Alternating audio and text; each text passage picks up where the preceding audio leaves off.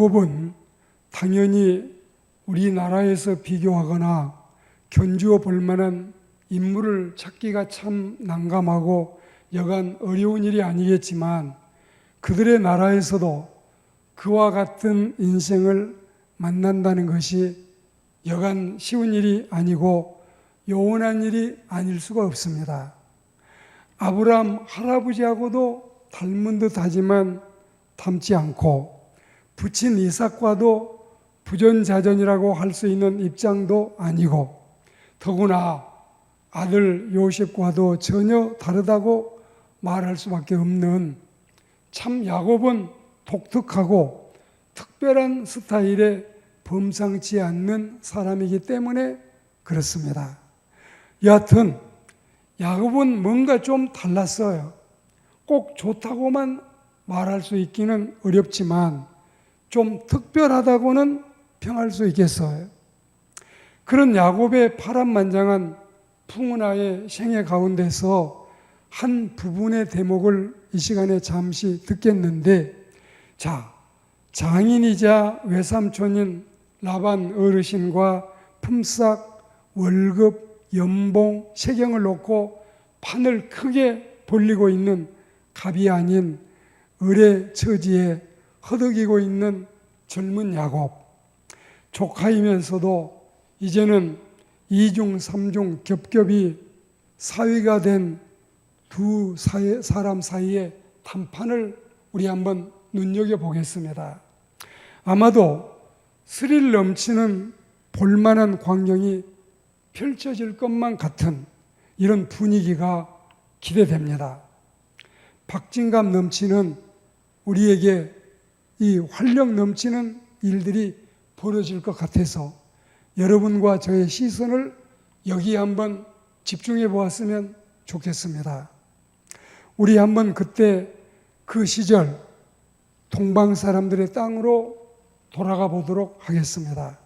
그곳은 야곱의 모친 리브가의 친정집이 있는 그런 땅이기 때문에 야곱에게는 외가댁이 되는 그런 곳이었는데 거기에서는 대체 무슨 일이 일어나고 있을까요? 무슨 일이 우리를 기다리고 있을까요?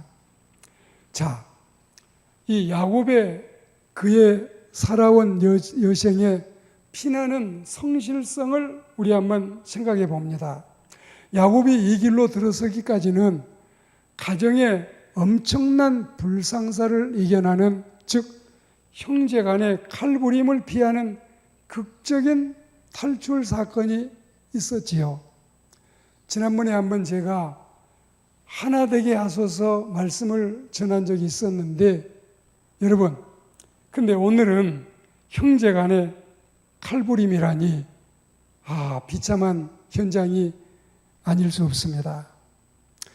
한이 맺혀 있는 쌍둥이 형이 한을 풀기 위해서 죽기 직전에 어머니의 기지로 빼돌려서 당시 가장 안전지대라 할 수 있었던 이 자기 친정집, 그리고 이 야곱의 외갓집으로 오게 됐는데 29장에 동방 사람의 땅에 당도한 그는 외삼촌 집에서 머슴을 살았습니다. 외삼촌이 좀 어지간히 인심이 좋았으면 이 외조카 좀 따뜻하게 또 사랑스럽게 맞이해 줄 수도 있으련만 어찌 이 조카를 머슴으로 삼았을까요? 머슴을 사는데 신부 하나 맞으려고 세경도 없이 7년을 일을 했고 그로 인해서 신방을 차렸지만 첫날 밤에 자고 나서 이튿날 아침에 외삼촌에게 사기 결혼을 당했다는 사실을 알게 됐습니다. 정말 실망스러웠지요. 가장 사랑하던 이 여인과 결혼하고 싶었는데 그래서 7년 동안 세경 없이 일을 했는데 아침에 자고 일어나서 보니 딴 신부를 넣었던 것입니다. 그리고 이 삼촌 말이 다시 7년을 더 살면 머슴살이 더 해주면 진짜 너가 원했던 동생도 라헬도 이제 아내로 주겠다. 지금 우리로 하면은 좀 이해가 안 되지만 이 언니 레아를 속여서 팔고 또 이제 라헬도 신부로 주겠다면서 7년을 머슴을 더 살라고 이렇게 흥정을 해 오는 것입니다. 그렇게 하니까 야곱은 또 7년을 수일처럼 여기고 뼈 빠지게 도합 14년을 머슴을 살게 됩니다.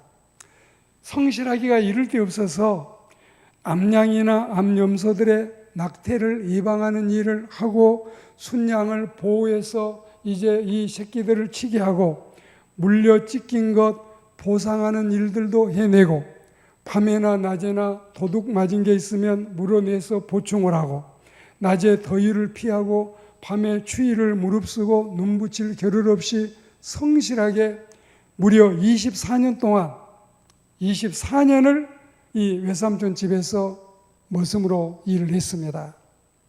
그러니까 신부 둘 때문에 14년간 무보수로 하고 그냥 짐승 때문에 6년간 세경도 연봉도 없는 봉사생활을 하고 남은 게 고작 4년인데 이 4년 동안도 품삯을 정하기는 했지만 이 외삼촌 대단하네요.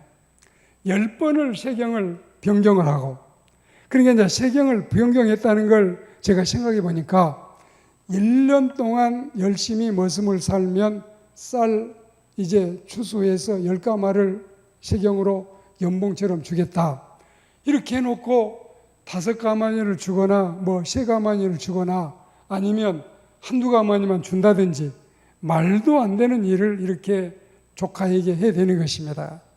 아예 딱 빈 털터리로 만들어서 평생을 여러분 신문지상에 보시듯이 신안의 섬에서 염전 일을 하면서 노예로 살게 했던 이들처럼 야곱을 이렇게 볼모로 잡거나 도망을 혹시 가더라도 거렁뱅이로 도망을 가게 하려 하는데도 근데 야곱은 최선을 다해서 성실성을 발휘해서 피나는 노력을 아끼지 않는 모습을 보여주었습니다.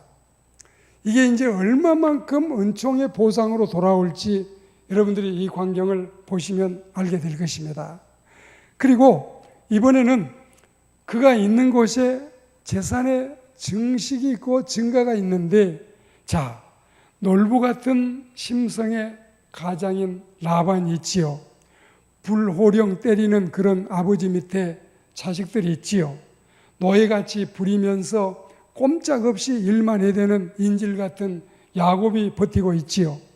그러니까 야곱이 머슴으로 있는 그 집에는 당연지사 재산이 불어날 수밖에 없지만 가장 재산 불어나는데 혁혁한 공을 세운 사람이 바로 야곱이라고 말한다면 절대 틀리지 않을 것입니다.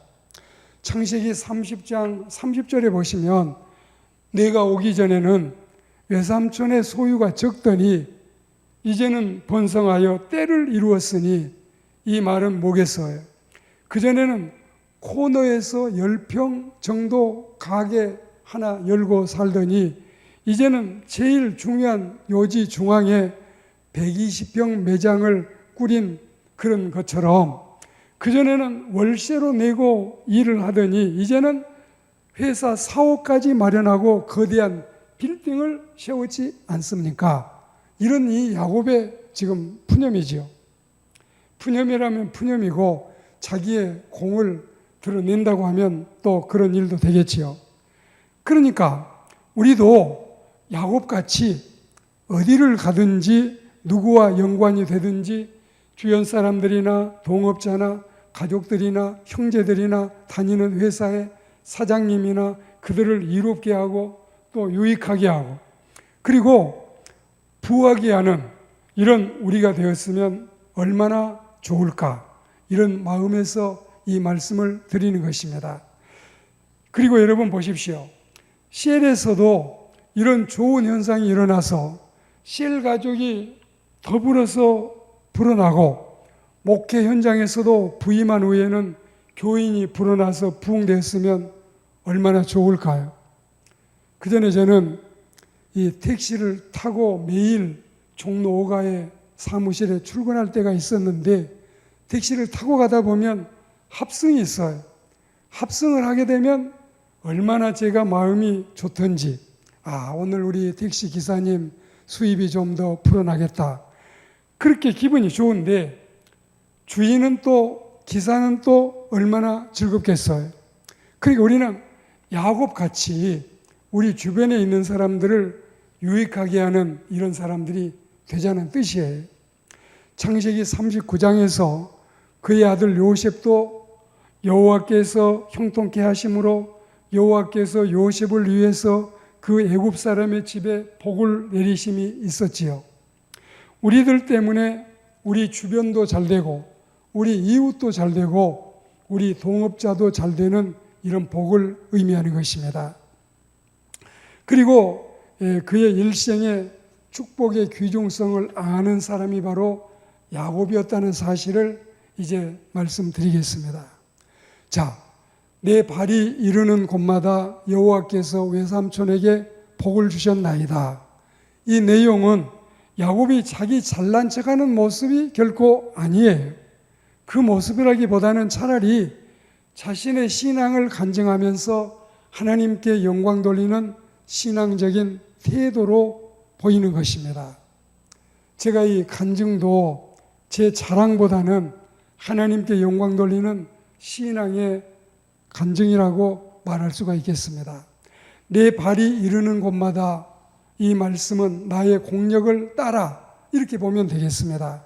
그리고 야곱의 이런 말을 듣고 장인이자 외삼촌도 이번에는 쿨하게 시인을 하지요. 조카는 무슨 말을 그렇게 하느냐? 사위 말이 너무 심한 것 아니냐? 조카도 되고 사위도 되는 야곱에게 장인 라반이 이렇게 말하지 않습니다. 이렇게 딴전을 피는 것이 아니라 27절에서 이미 라반이 그에게 이르되 여호와께서 너로 말미암아 내게 복을 주신 것을 내가 깨달았다. 이 말을 시인했지요. 이건 경험상 인정한다는 뜻이에요. 이 점에 있어서는 놀부와 같은 라반도 신앙심을 발휘했다고 보여지고 자신의 양심을 그대로 드러냈다고 보여집니다. 그리고 예전부터 야곱이 에서를 속여 먹을 때도 장자권의 귀중성을 깨달은 점이 돋보였듯이 그는 축복의 귀중성을 알고 사는 사람이었고 하나님께서 축복해 주지 아니하시면 인간의 수고가 헛되고 허망한 것일 뿐이라는 사실을 알았던 것입니다. 여러분, 밤새 허탕을 치고 터덜터덜 귀가하려던 베드로도 주님의 말씀에 순종하고서 2번이나 축복을 받아 누렸던 일이 누가복음 5장과 요한복음 21장에 즉 주님의 초기와 말기 사역 때 이 은총을 사도들이 누렸지 않습니까? 그렇습니다.